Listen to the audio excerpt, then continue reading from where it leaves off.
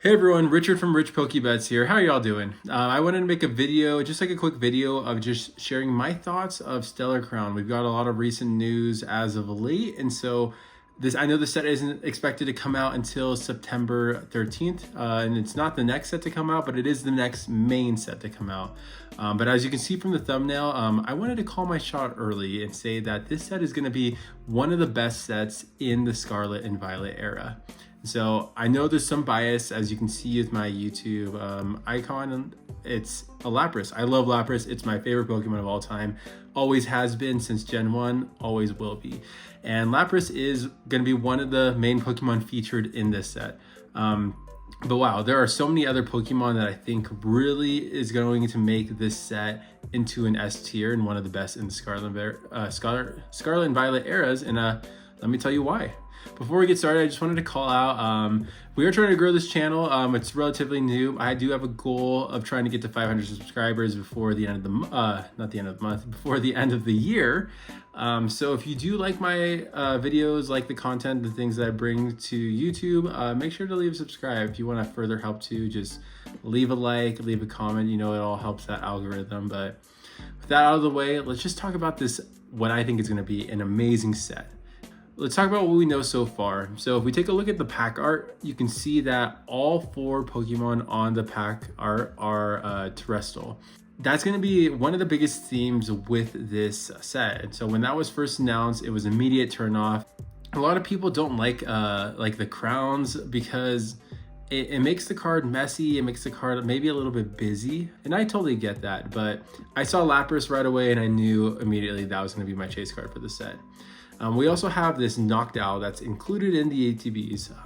A cool card. I know a lot of people do love Noctowl and Hoot Hoot. I think it's a great card. Supposedly it's pretty playable as well too. And so you have a pretty good card in the ETBs as the promo card. But then we started to get some samples of what would be in the set. And so we originally got some of the basic EX cards, which normally when you are talking about a set, it's more like interesting to see what Pokemon are going to be as the EX cards, because that will give you a hint of what are going to be like the full arts or the special illustration rares. But with this announcement that they gave of these terrestrialized Pokemon and their EX versions, we saw something a little different. So instead of the normal silver border, we have kind of like a rainbowish with like some crystal border around the edge, which honestly, I think is really cool. I think it's a new mechanic they haven't used before, but like I absolutely love it. I think it makes the card pop a lot more, especially with these basic EXs. When you rip them in a booster box opening, they're kind of just like meh, but it does add like a little bit of like excitement when you see the border a different color, and so I think that's really great. And after the EX cards, they started to release some illustration rares, and so we saw some sneak peeks of the Joltik and the Zeraora, which not my favorite cards, but I do think the illustrations are pretty cool, especially with like the lightning coming out of them, like they're actually like using their moves. I think that's a really cool touch to those Pokemon.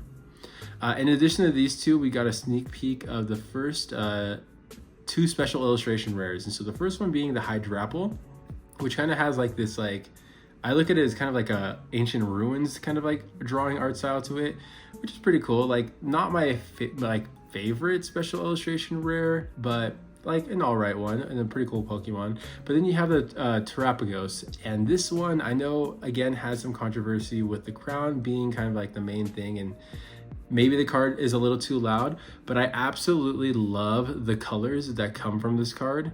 And I just think it all looks really cool. But the second thing I absolutely love about this card, which is totally new, is that rainbow border we see again, similar to the EX, but it's a little bit more prominent of the colors. Just imagine opening a pack, and when you just go through and kind of see what's on the back, you see that rainbow border and you instantly know you have like gold. Is going to be such a great feeling.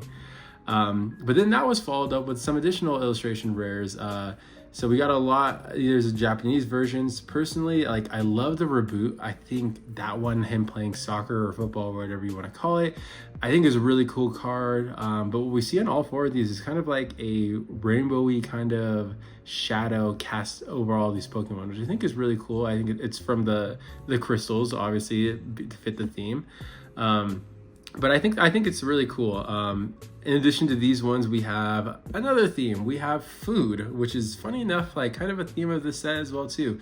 So we have the Milkery and the Gulpin illustration rares that were released, and there's food in them. I absolutely love when like Pokemon is connected to the real world, and we see a little bit of connection there with them eating food that we would eat. And we all have been there, wanting to be that Gulpin, wanting to eat a whole entire cake. And so can definitely, as a foodie, relate to that Pokemon. So some pretty cool illustration rares. But yeah, last night we were shown those two. We were also shown the Dash Bun as well too, which honestly, I don't know what to think of this card. It's a funny looking card. It's a funny Pokemon in general. As a special illustration rare, I don't know, but like it is a really cute card, and I do love dogs, so I wouldn't be upset if I pulled it. But the biggest announcement that they released last night, kind of this morning as well too, is that we are going to be getting the Squirtle and the Bulbasaur illustration rares from the Japanese Special Kanto deck box. If you aren't familiar with these, here's a picture of them right now on the screen. But these are going to be some of the most desirable cards in the whole entire set. And we're starting to see this trend in the Scarlet and Violet era where these illustration rares, especially of Kanto Pokemon, are just absolutely just popping off, for lack of a better term, you know? You have the Magikarp and Paldea Evolved being the #1 card at around like $140. You have the Ghastly illustration rare from Temporal Forces for like $30. You have the Eevee, which is going crazy right now. I think it's like a little bit over $60 is the market price on TCG Player for the Eevee from Twilight Masquerade. And now you're gonna have these Squirtle and Bulbasaur illustration rares as well too. I don't know how that's gonna manipulate the price with the fact that there's two that people are gonna want, but either way, it's gonna make people want to open this set, which in my mind makes it an S tier set. If you have a lot of great cards, if you really want to open the cards and these cards are going to be valuable in the future, like how is that not an S tier set? So to me, like this is an instant buy or invest, buy to rip, buy to invest, whatever you want to do, set. I think it's going to do really well in the future. It has a lot of great cards that you want to see.